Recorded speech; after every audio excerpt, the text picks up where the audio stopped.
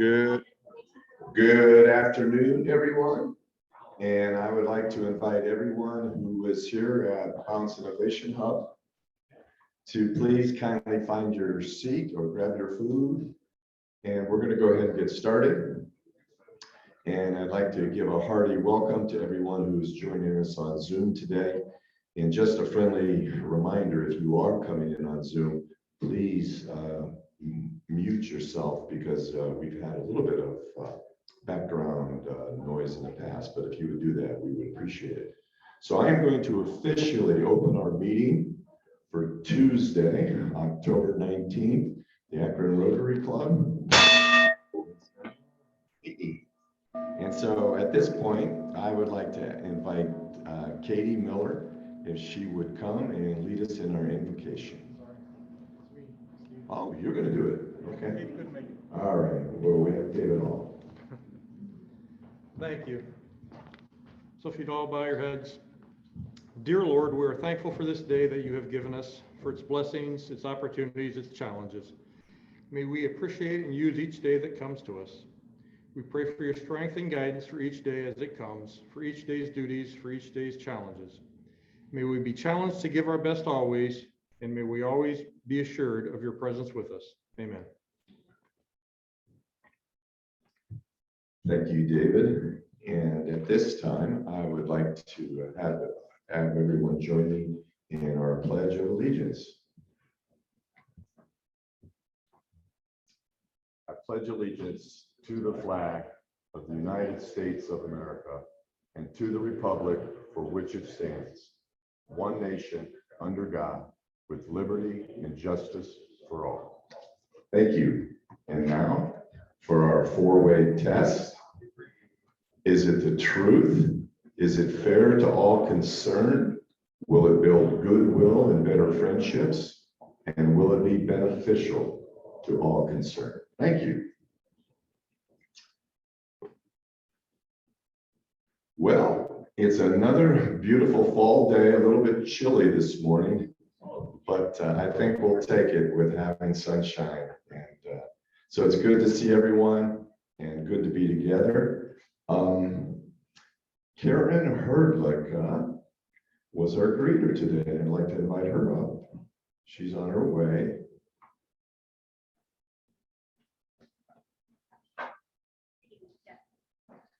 She was actually greeting in the process. So.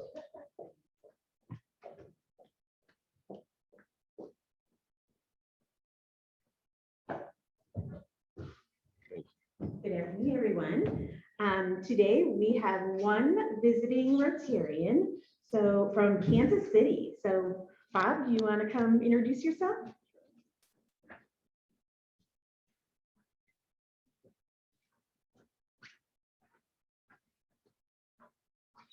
We got to talking about, I know by name one of the cities by him, but I'm in the wrong state.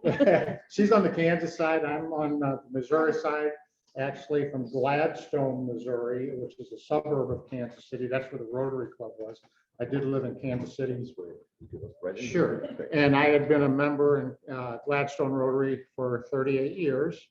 And we were a relatively small club, 40 to 50 members, but very active. We had a lot of projects going on in our community, and I thoroughly enjoyed it. And I'm in Akron now because of grandkids. We moved up here the end of last October, so not quite a year. And looking forward to becoming involved in Rotary again up here. Thank you. Welcome. Holly is our speaker today, so I will let her introduce herself when she gets up. Mella, you have a guest. You want to introduce your guest?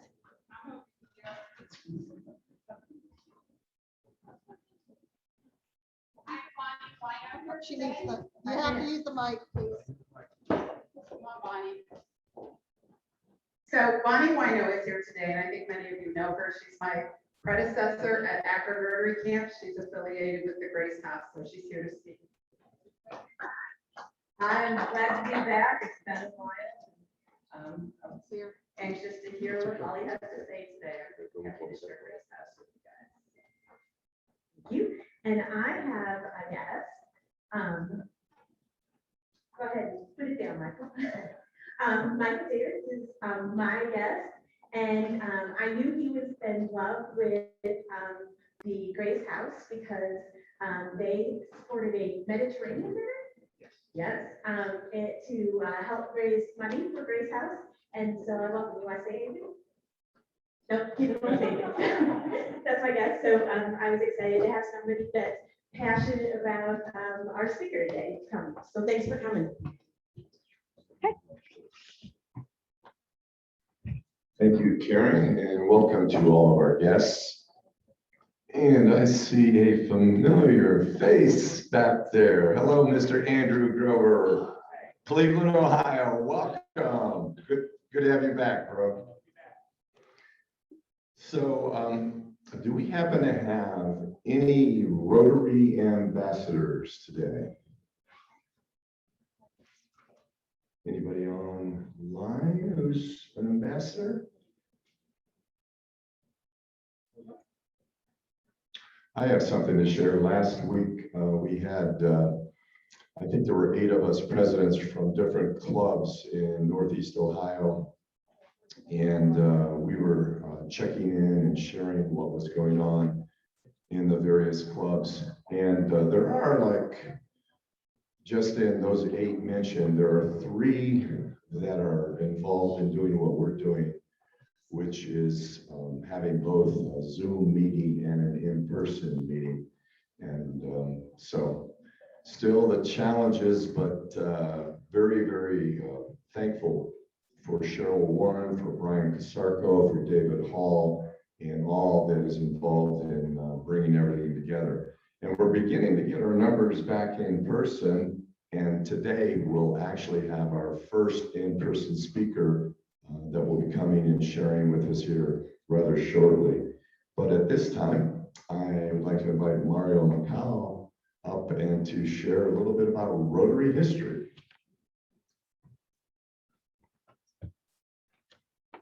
All right, everyone. How do I look on camera? Oh my goodness. Way too close. All right. Sorry, everyone viewing. You had to see me that close like that. Hello, everyone. I'm Mario, and I do enjoy some history. I know history, not everyone may like it, but I'm going to try to keep it interesting for you. So today, we are talking about Fred C. Smith, who was the Akron Rotary president from 1920 to 21. It was the roaring 20s, and anyone could do anything.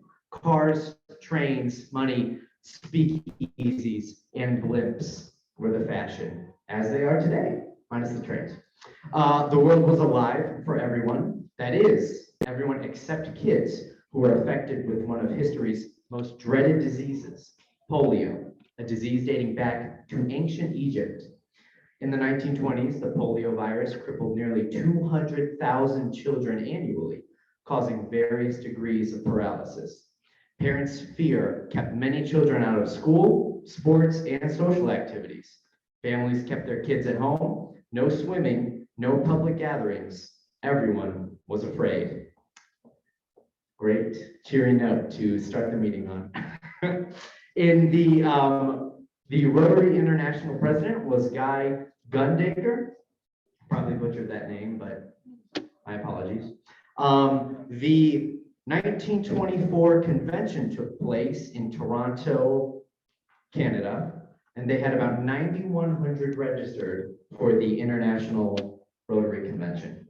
Some highlights from the convention: Rotarians worldwide provided relief efforts in response to a major earthquake in Japan, which killed more than 143,000. Fun fact from this convention: during this convention, the Rotary Board adopted the current cogwheel emblem with the 6 spokes, 24 cogs, and a keyway. Neat little bit of history. Rotary membership surpassed 100,000, and the first House of Friendship was instituted at the Toronto Convention. That sounds lovely. 1920 saw the number of clubs climb to 500 with the addition of Fremont, England, and 1,000 in 1921 when York, England was chartered. Really bringing in the numbers. All these clubs starting up all around the world meant that Rotary was focused on the international part of its name. So it was natural that the next all-encompassing area with which Rotary is associated would be world peace and conflict resolution. Some brief facts about what's going on in the US and the world. In 1920 and 1921, in November 1920, the first commercially licensed radio station began broadcasting live results of the presidential election. Boeing ended furniture making. I didn't even know they made furniture. The more you know. Let me see here. The League of Nations was founded in the United States voted against joining. The 19th Amendment to the US Constitution is ratified on August 18th, which gave women the right to vote.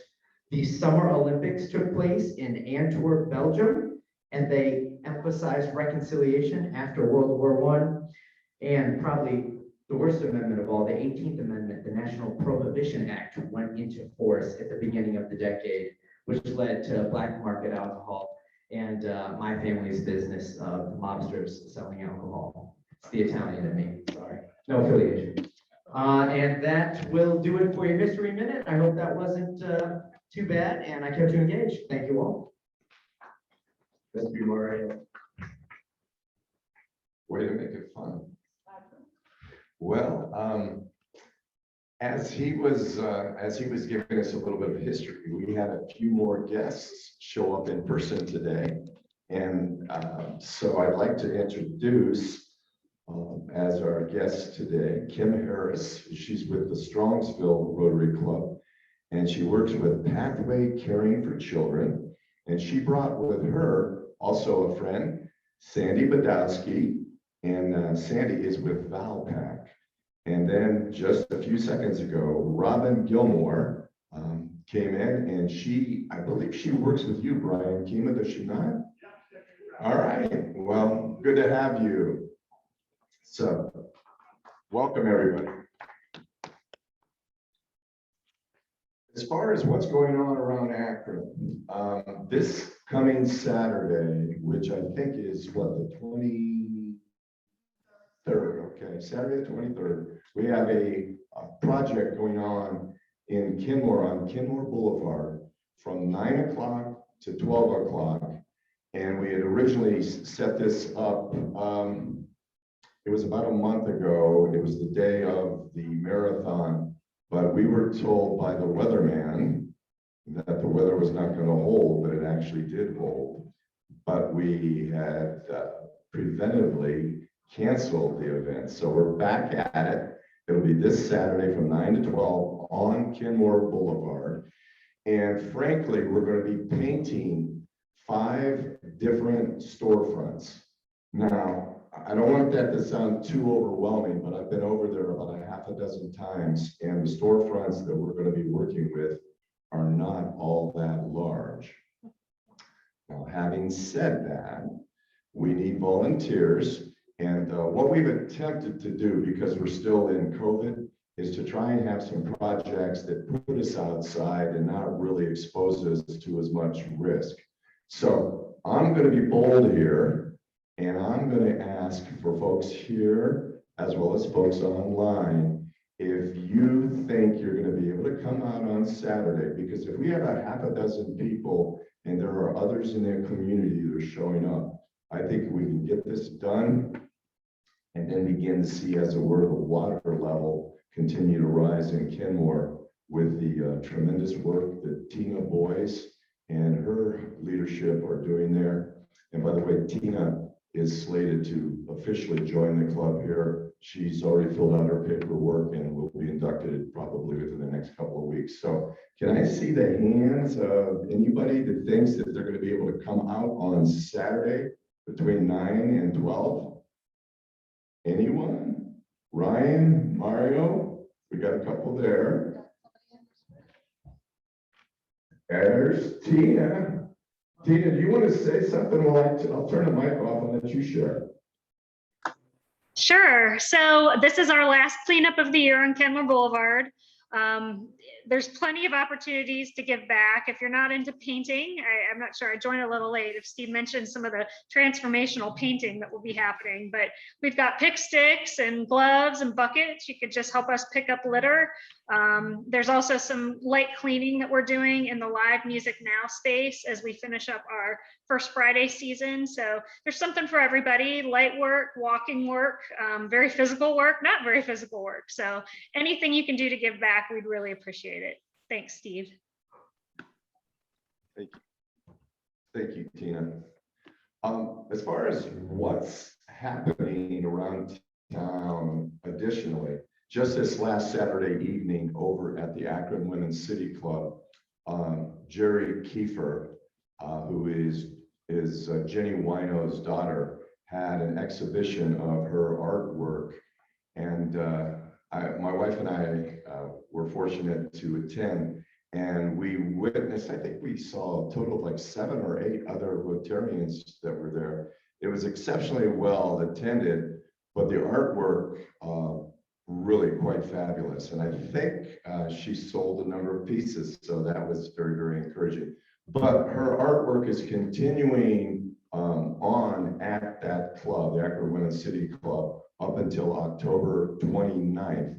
And so if you want to stick your head in and check it out, I think you would be very, very much encouraged. Okay, so now let me just ask if anybody is happy. I'm going to ask David Hall if he would come forward, and he's going to lead us in this time of happy dollars. Thank you. I got 2 happy dollars. Number 1, daughter's back on track. They're winning again. So down at Flagler College in Florida. So happy for her. Number 2, always looking for more greeters and invitors. So if you're interested, please see me and get you signed up for a couple dates. I think got a couple in November and then some in December. So those are my happy dollars. Everybody else happy? Thank you. So Kim Harris, Strongsville Club. I've been to the bigger club, so I see some familiar faces prior to COVID at the country club. I love this spot. So I was so excited to check it out. I don't know if we meet her all the time now, but thank you for being welcoming and being back. And so thank you. That's it. Thank you. Who else is happy? Bella.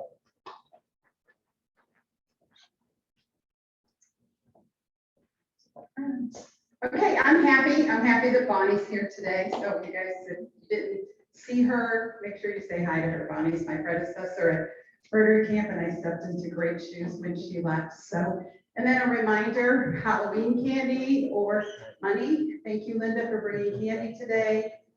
Last week we had some people donate candy, so we're doing trick or treat for our campers on October 31st. Thank you, Bella. Anybody else happy today? Julianne.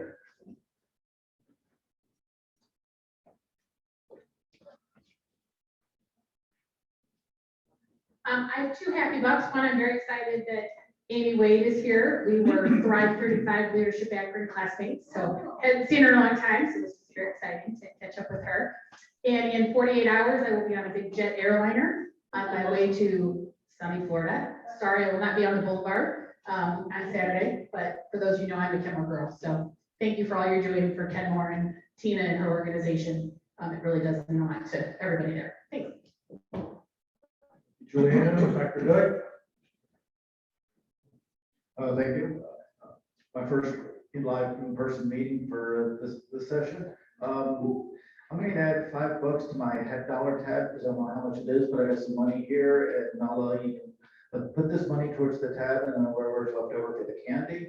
But the $5 is for my friend and our Rotary leader, Josh Lyons, who is now Daddy Josh Lyons to Graham. Good. Jenny.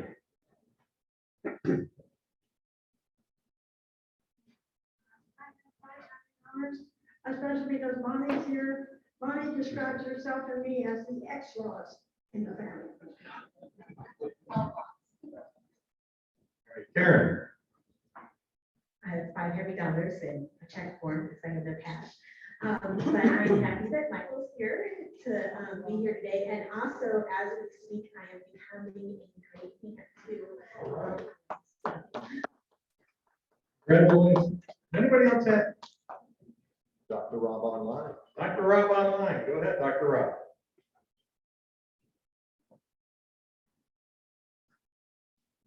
mute. Hi, everybody. And I have two happy bucks to let you know that the nominating committee of your club has been working hard behind the scenes. And we're about to embark on some Zoom interviews with the VP candidates. And we've got a great slate that will be presented, will be finalized over the next few weeks so that in November we'll be able to come to you, and Karen Herdlicka will help us run through our bylaws the appropriate way, but we're on a roll. So thanks to all of you who nominated and those of you who accepted nominations. Very good. Thank you, Dr. Rob. Anybody else online? Last call for in person? That's it. Nope. Fine. I'm happy to be out at an in-person meeting, and I'm happy that you have Holly speaking today. Thank you, Mike. All right, Steve, let's back to you. Thank you, David. And Dr. Doug was right. Today is a first for us here in this room, in that all of the previous meetings that we have conducted up to this point were all virtual.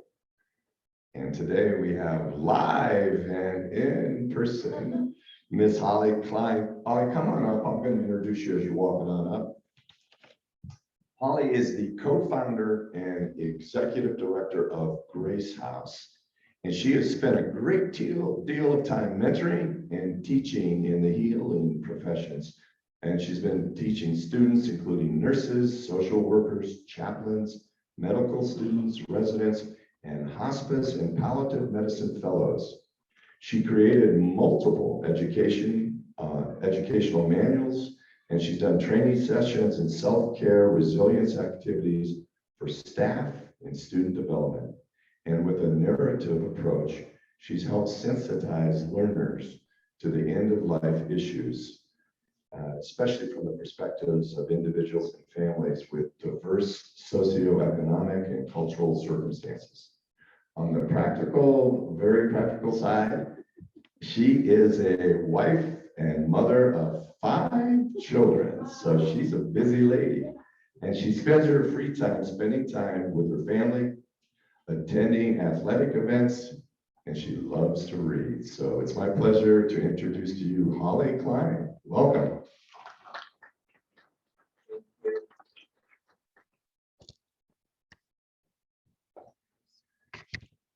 How's the sound? Can everyone hear okay? Okay, and how's this? Perfect. All right, my name's Holly Klein. Thank you for the introduction. I am the co-founder and executive director of Grace House Akron. I'll tell you a little bit more about Grace House in just a second. I want to give you a little bit more of my history. I am a registered nurse, been a registered nurse for about 22 years, and I've spent 13 of those years in hospice. But anyone in this room, if you know my kids, you're not allowed to say I've been a nurse for 22 years because they think I'm 25. I know. And so I don't know how, but every year I stay 25, and the young ones believe it. My 22-year-old doesn't believe it because, you know, we can't really be the same age, right? I'm going to just paint a quick picture for you. So as I'm telling you this story, let your mind come up with the images of what you see. So I'm going to tell you about Jim. Jim was a 45-year-old pancreatic cancer patient. He was enrolled into our hospice program. And Jim had significant addiction issues. So if you can imagine, Jim was estranged from most family members, most of his friends, and the friends he did have were not exactly the caregiver type. So when he was enrolled in hospice, providing hospice care to Jim was really challenging. He bounced from house to house, sometimes garage to garage, a basement. Saw him at Haven of Rest, met him under a bridge. So if you could only imagine, trying to provide medical care to someone like Jim was really challenging. Tragically, Jim ended up dying alone.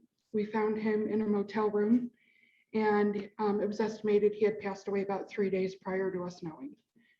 So these are the types of situations that, as a registered nurse in hospice, that I encountered, and that burden just kind of sat with me.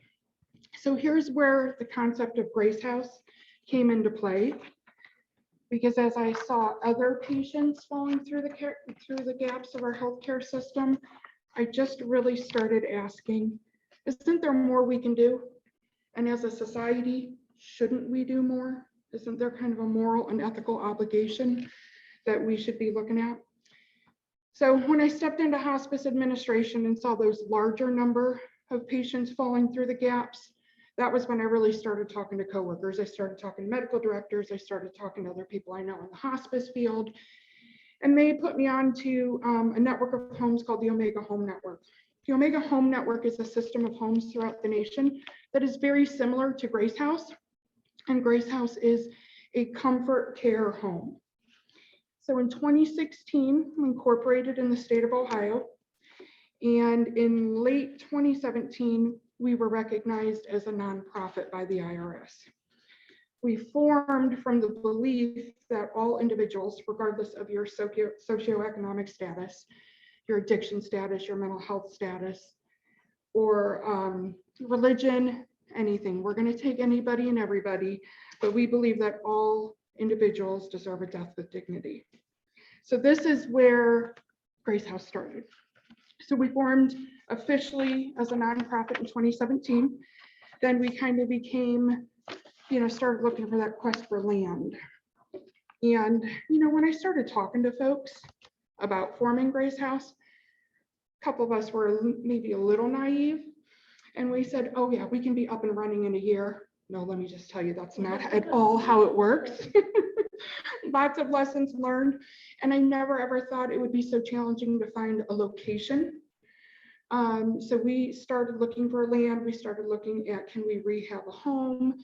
Can we take an old building and rehab it? Can we share space with a nursing home or an assisted living and just, maybe lease their space? So we ended up spending close to a year just looking for a location.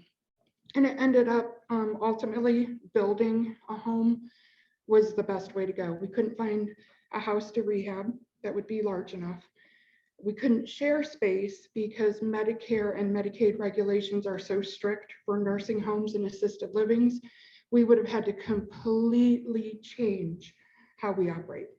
And it would have been unaffordable to go that route. So luckily in 2018, we had a launch party at the Civic, and that was just really an awareness event. We had about 200 people attend. It was just an event to say, hey, we exist, we're here, come on down, find out about us. And Dr. Cliff Devaney had attended that event and came up to us after the event and said, I think I have some land for you. We're like, hot dog, right? So Summa Health donated land at 475 North Howard. It's on the corner of Howard and Olive Street. And we officially just broke ground. We had our groundbreaking ceremony September 15th, and I drove by there yesterday. The fences are up, they've got equipment moving earth around and doing whatever it is they do. So it's really exciting. We're on track to open in May. So a little bit more about Grace House history. We will provide a caring environment to these terminally ill individuals. So we are not a hospice. It's one of the most common questions I get. Think of Grace House as the home. We're going to provide housing and access to basic needs. So food, water, shelter, and we'll have 24-hour caregiving. Hospice providers like Hospice of Summa, Cleveland Clinic Hospice, Hospice of the Western Reserve, and many other hospices will come in and provide the hospice care. So they'll provide all that medical management of the terminal illness. We're providing the home and the 24-hour care. So what hospice is a fantastic benefit, but here's the big need of why Grace House is so important. Hospice care falls to the burden of families, and it can take place wherever you live. And 93% of all hospice care takes place in a person's home. So that means that care falls to family or friends. So if you're somebody who doesn't have family for whatever reason, no family in town, just don't have family, at the end of life, who's caring for you if you're in your home? Hospice care also does not cover room and board in a nursing home. So that can be anywhere from $2,000 to $8,000 a month, depending on the facility. Not a lot of people can pay for that if they don't have Medicaid. So those are the things that hospice doesn't cover. So that's where Grace House fills in that gap.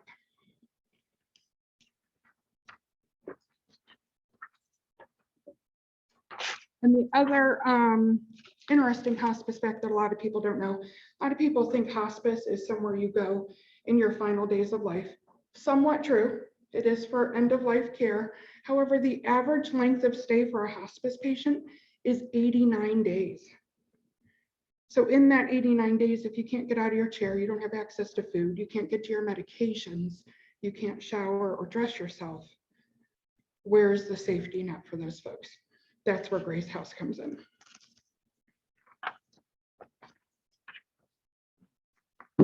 Keep track of time because I can talk and talk and talk about Grace House. So if I'm running over, just flag me down and I'll speed it up. Thank you, thank you. So who are we really going to be caring for? We're going to be caring for those folks, similar to what I said. A lot of people I expect with mental health issues, addiction issues, but also just those folks who don't have anyone. So 3 reasons to come, or 3 admission criteria to come to Grace House. They have to be enrolled into a hospice program, not have access to a caregiver, or they can't afford a caregiver. So these are our working poor, or our people who are not Medicaid eligible, and the people who can't pay for a private caregiver or pay for that room and board in a facility. People, I often get asked who's doing this right now, who cares for them. So hospices do the best, absolutely 100% best that they can do. They staff these patients in their homes. They come in and out 24 hours a day, but that puts a significant burden on those hospices because hospice care is not intended to be a 24-hour day of service. And when we, back in the 80s, when the care center out on Ridgewood Road, and I bring this up because everyone in Akron knows the care center, it's beautiful. But when that was built, hospice regulations were so different. You could go there and you could stay for months. You could live at the care center. Now the regulations for when you can go into the care center or into like the acute palliative care unit at City Hospital, they're very different. You can go in when you have symptoms that are out of control. So if your pain's out of control, or if you have nausea or vomiting or something that can't be controlled in the home environment. But once those symptoms are under control, you go back home. So for the folks who didn't have that safety net at home, it was this continuous loop of we have to sweep in and get them in a crisis, when really that hospice care should be focusing on keeping them out of crisis and keeping them in a safe environment. A lot of hospice programs, their hands are just tied. They do the best they can, but there's still people who fall through the gaps. So that's where we're going to come in. And I'm so excited that we started this journey in 2015, really, because we were, had to write our bylaws and do all that stuff to get ready to incorporate. So we've been at this a while. So what are some of the services that we're going to provide? Our staff are going to serve as that extended family, that 24-hour caregivers. I will have a bare bones staff. Most of our staff will be caregivers, myself, and then I'm going to have a volunteer coordinator and an LPN overnights. Other than that, we're going to be run on a volunteers, just a whole army of them. We're going to provide safe housing. The hospice programs will come in and provide that medical management, so all the medications, any equipment they need, any of those types of needs. We will also be serving as a site for future healthcare professionals. We're currently working with NeoMed. We're going to start with their med students in year 3. And we did this at Hospice of Suma, and it was such a moving program. I just felt Grace House is the optimal site for this. So the medical students are going to come out. There's not going to be any stethoscopes or any assessments. They're truly going to come and sit at the bedside, and they're going to learn how to talk with patients. And they're going to learn how to have some of those end of life conversations. We're going to do this over several weeks. But when we did this at Hospice of Summa, I received letters and even some poems from some medical students that just said, this was one of the most moving experiences throughout my medical student career. So it has a great impact on our residents, but it will also have a great impact on future health care professionals. In 2023, we'll move to nursing students, and then in 2024, we'll look at social work and chaplain and gradually add on each year. We're also going to be offering pet therapy, music therapy, art therapy. We have some volunteer massage therapists who are going to be coming in to offer. And then, of course, our volunteer services, we'll have vigil companions. We have a spiritual advisory board that we've recently formed that is representative of different faith-based organizations throughout all of Summit County. And we're also going to be offering self-care for our staff. And if there are families or friends to the residents, this is such an emotional time for people. And especially if we're having people who are coming in who are already in crisis.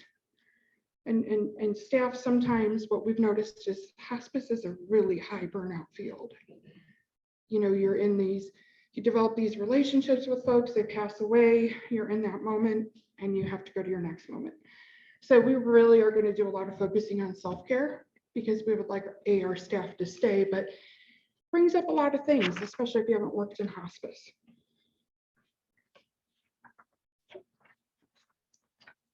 I'm going to talk a little bit about our board of directors. And our board of directors and our capital campaign committee members are listed on our website, and we'll send that out afterwards. But I, you know, sometimes jokingly say I have the best board in town, but it's not really a joke. I really mean it. You know, I had the blessing to work with Cindy Browning, and I'm sure a lot of you know Nick and Cindy. Cindy was our staff educator at Hospice of Summa, and she was the one who I kind of really started having these conversations about. You know, Cindy, there's got to be more. You know, and Cindy and I made some site visits, and I think she got tired of me talking about it, to be honest with you, because she said, you know, let me talk to Nick. So I had a conversation with Nick, told him what we were interested in doing. We went on a site visit together, and Nick said, I think we can do this. So Nick is my board chair, and Nick and Cindy are co-founders with me, and it has been such a fantastic journey. But a couple of our other board members, for any folks in the healthcare world, Skip Radwini, Skip formed the palliative care unit and hospice program at Summa. And our Mayo, Brian Moore, serves as our secretary. Becky Newman from Direction Home is our treasurer. And Skip is also going to serve as our medical director for the home once we open. And then I have a really committed and fantastic board just throughout, and we represent different hospices. They represent marketing, a little bit of everything, which is what we really needed. And then our Built on Love steering committee, that's our capital campaign committee, and that's chaired by honorary chair is Cliff Devaney from Summa. He's fantastic again. And then Nick and Cindy are the co-chairs for that. And again, I jokingly say I have the best board in town, but they really are. They're all engaged. We have our typical committees like any nonprofit would, you know, policy committee, nominating committee. But what I just want to say about our committees is they're all really engaged, and for a startup organization, you need that. And they're a working board and working committees, but these folks are committed and passionate, and I like to say that because I'm just always proud of them. So our Built on Love capital campaign, we officially kicked off our capital campaign in August of 2020. We weren't really sure how it would go in the middle of a pandemic. I am amazed at how well it's gone in 1 year. We have raised, well, a little over a year now, about 14 months, 3.25 million. Right, I know. That's just how engaged, but I think it also speaks to the mission.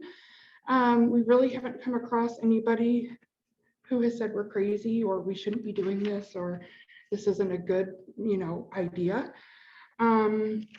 Everybody has just kind of rolled up their sleeves and said, how can I help and how can I be part of this? So throughout the course of the year, the other benefit to this is our committees have grown because not only have our donors wanted to donate and support us, they wanted to help get us going. So it's been fantastic.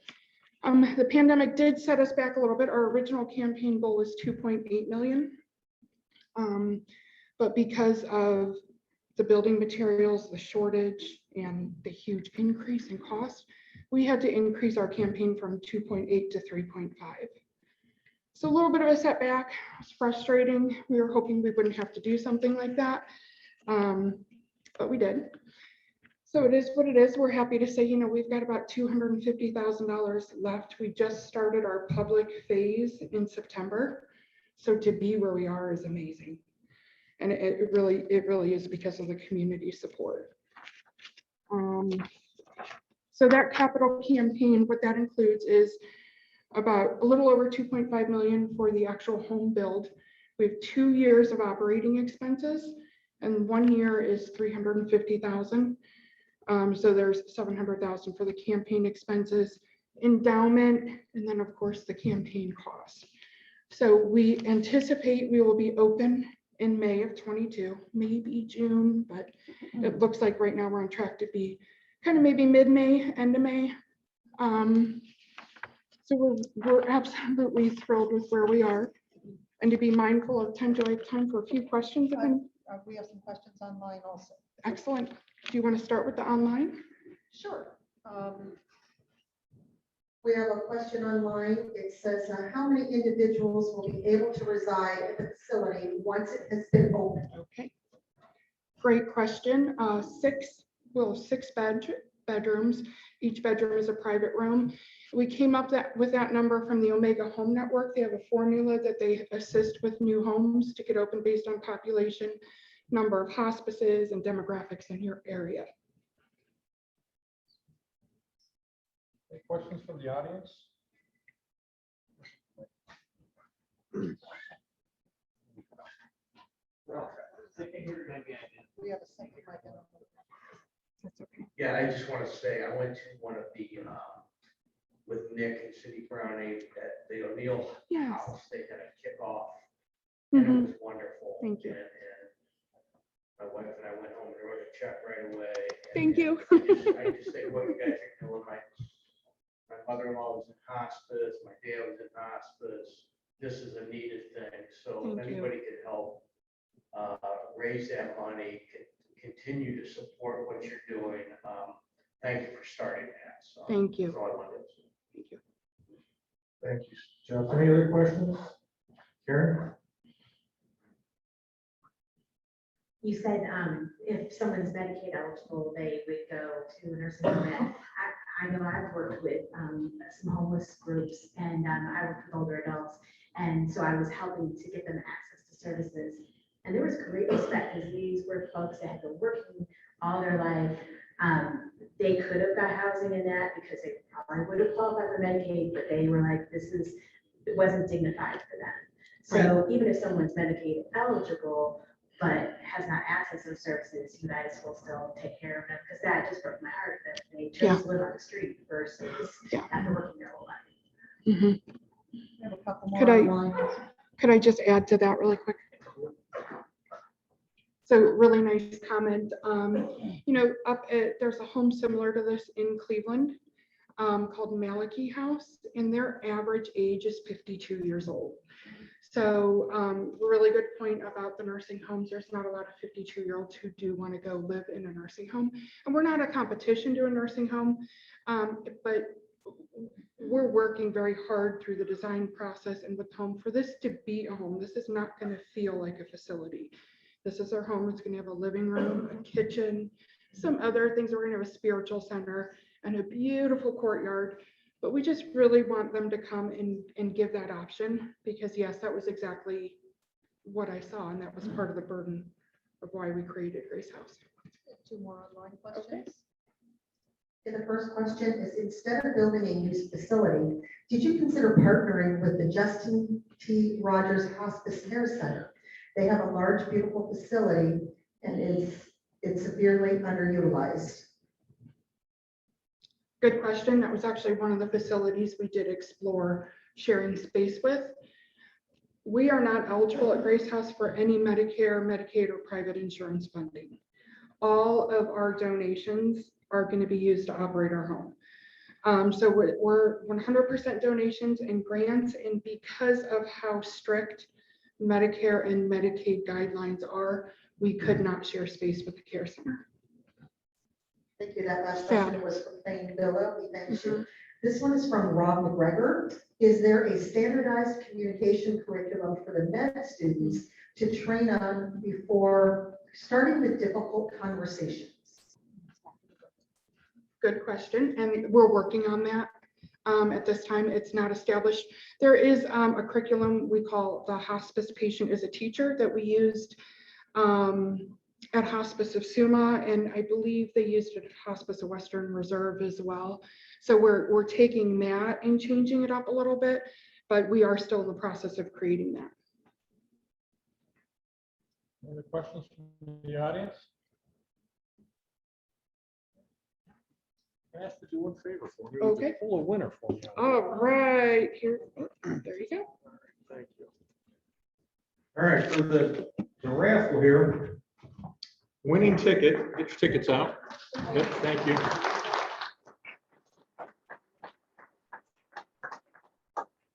Get your tickets out for the raffle. We have 5493974. 974, the last three. Oh, Oh, 5493974. 974. All right. Our winner. See, Mario, you should have gone before me. And we got a deck of cards. You're looking for the Joker for the progressive pot. It's up to a whopping like $30. Jack of spades, so progressive pot continues. With that, turn it back over to President Steve. Thank you, David, and thank you, Holly. This much I will say. Your vision must have pixie dust on it, in that how well you have been received by the community, that land being given, raising $3.25 million. Kudos to you, and God bless you with what you're doing, because my family, both my father and my father-in-law, were recipients of hospice care, and it made all the difference in the world. So, and you know, if you take a look at the world, in the Eastern world, there's a lot more continuity and involvement with families as it pertains from birth to the grave. And I think we're catching up, and we're beginning to learn here in the West. And like you were saying, Jeff, and going to that event there at the, where were you at there? O'Neill's house. The O'Neill house, okay. And so we're catching up here in the Western world and recognizing that life is special. There's a sacredness to it. And so to have organizations like yours is really a tremendous benefit to us.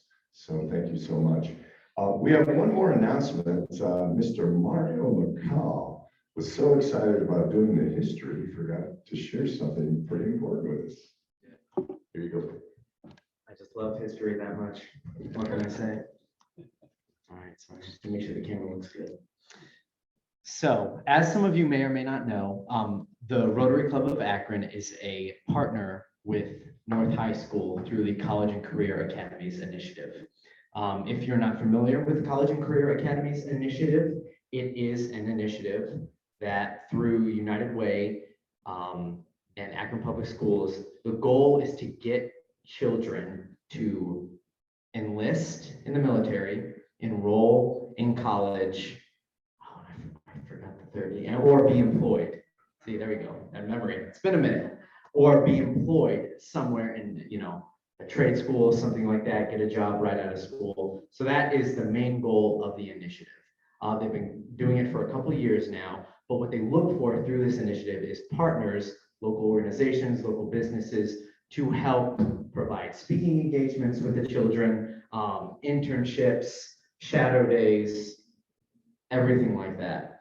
So in the past, we've done this for about, I'm not sure, 2 or 3 years, something like that. But one of the big things that they've done is the professional skills fair, which I have gone to, and it's a wonderful time because what we do is we go to North High School and they all divide us up into stations and we tell the kids and share our knowledge with them on how to dress for an interview, the classic, the handshake, how to have a firm handshake, how to speak, how to look people in the eyes when you talk with them. And for a lot of these kids, it may be the first or only time they have ever heard this knowledge before going out into the real world and graduating.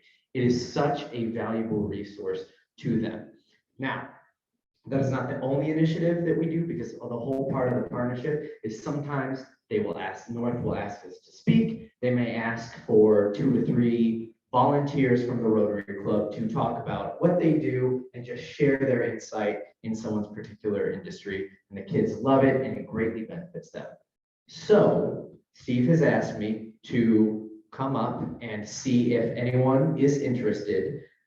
There isn't an immediate event coming up, but I am looking for kind of a core group of 8 to 10 volunteers who are going to kind of be on standby. You'll have a large notice ahead of any events, of any speaking engagements, but how it works is we tell North, hey, we're interested in speaking, professional skills fair, that sort of stuff. And then I would reach out, because I'm the liaison, and say, hey, Dr. Doug, volunteered, are you available at this day and time to speak to the kids at North and just help guide them and push them along the career path?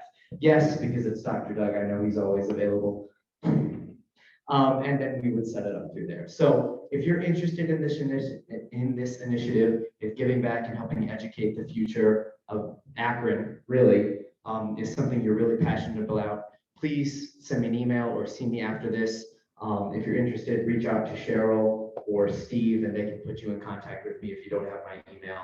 But I can let you guys know, and I hope we get some great support for this because it's a really, really great initiative that I'm passionate about. So thanks. Have a good day.